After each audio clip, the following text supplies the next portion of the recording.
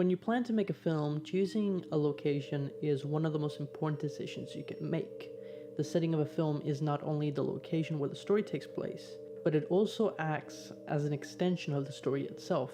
As Ridley Scott once said, choosing a location is integral to the film, in essence, another character. And this is most true within the horror genre. Now, Halloween wouldn't work without the suburban landscape, and The Thing would feel different without the cold, isolated facility where the paranoia takes place.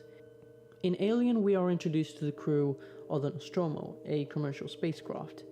On their trip to Earth, they are suddenly notified that a nearby signal is close by, and they must investigate it as part of their contract.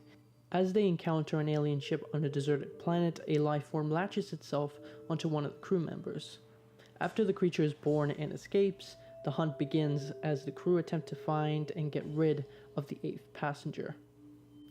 In the article Dreadful Architecture from the Journal of Visual Culture, Benson Allott wrote on how horror media often start disturbing their audiences with spaces, not monsters, by bringing the audience into dangerous environments whose terrible power precedes or forgoes narrative.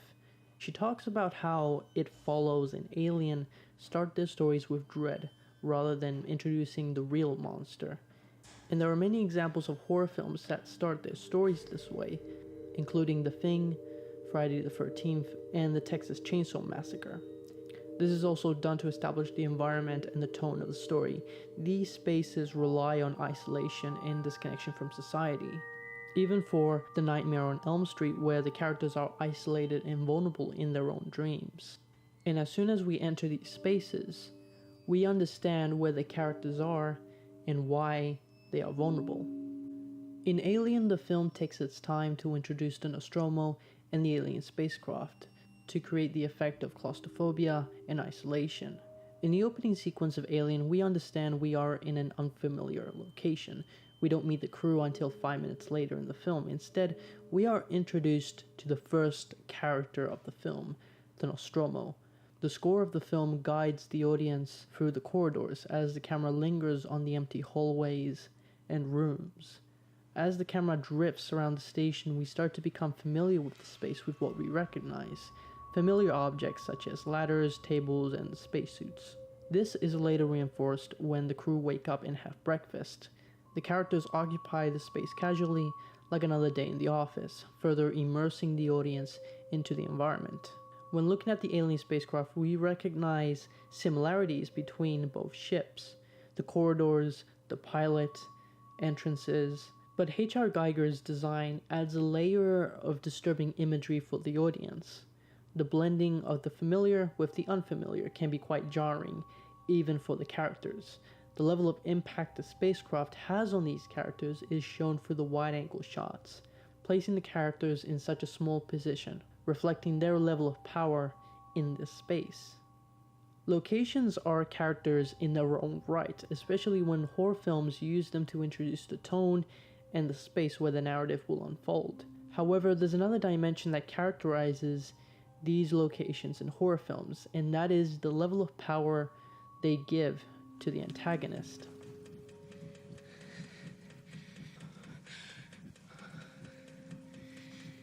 In horror films, these spaces are designed to empower the villain.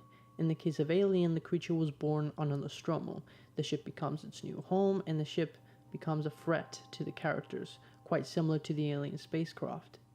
In order to reflect that, the audience is placed in the character's position throughout the story, and Scott amplifies the level of uncertainty and fear by placing the focus of the camera on the subject when they enter these spaces. A good example of this early on is when they land on the desolate planet. The fog blinds the characters on their path towards the unknown, and the wide shot further emphasizes how the unknown is greater than they can imagine. Many POV shots are used to enter the character's field of vision, especially when discovering the ship for the first time.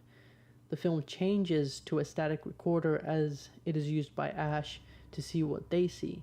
By limiting what's in the frame, tension increases from what might peek around the corner. When the alien is loose on the ship midway during the film, the camera is rarely over the shoulders of the characters. Instead, it's constantly focused on the character and their reaction. The camera stays on the subject long enough to increase tension, while the tight spaces add this level of claustrophobia to the scenes.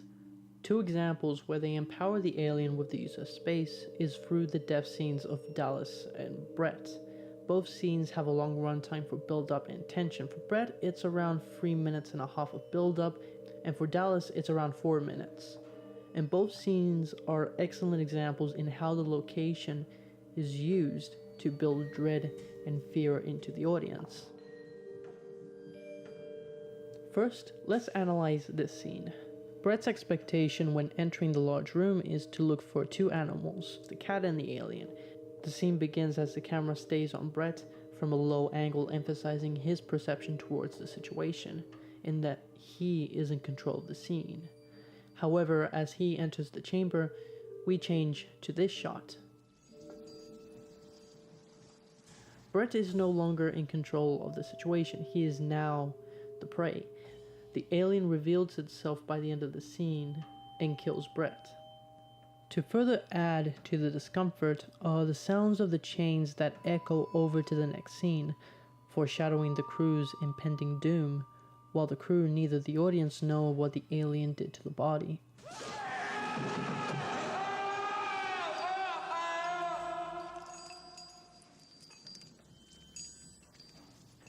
This is the first time we enter this space, and the chamber itself is already visually threatening for two reasons: physical isolation and the lack of communication.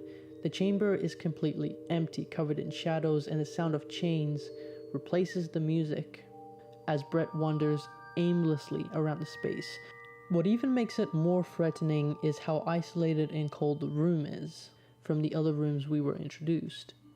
This room is shown to only have one entrance, and there's no way to call for help. In the next scene, Dallas offers himself to corner the alien towards the airlock. In 4 minutes of tension, both characters are killed off. Where Brett's death was in an open yet isolated area, Dallas's death is contrasted in a claustrophobic and tight space while maintaining communication with the rest of the crew. The sound design further adds to the tension and the atmosphere, whether it is the closing vents creating an eerie feeling, or the sounds from the tracker creating this heartbeat. The camera itself is often in the distance behind or in front of Dallas, narrowing his presence. At the beginning of the scene, the camera is locked off and Dallas must move from point A to point B looking for the alien. With a limited view on the situation, the viewer relies on their imagination to fill in the gaps of what's around the corner. It's only when the alien is present, the camera takes a more active role, closing in on Dallas. As Dallas is cornered by the alien, the beeping increases until the explosion of static.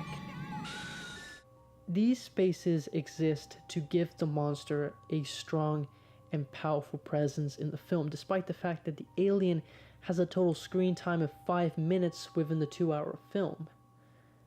As with most of the death scenes, the alien is out of frame, and we focus on the reaction and the perspectives of the characters to further immerse ourselves into that experience, with the sound design being used to amplify that fear.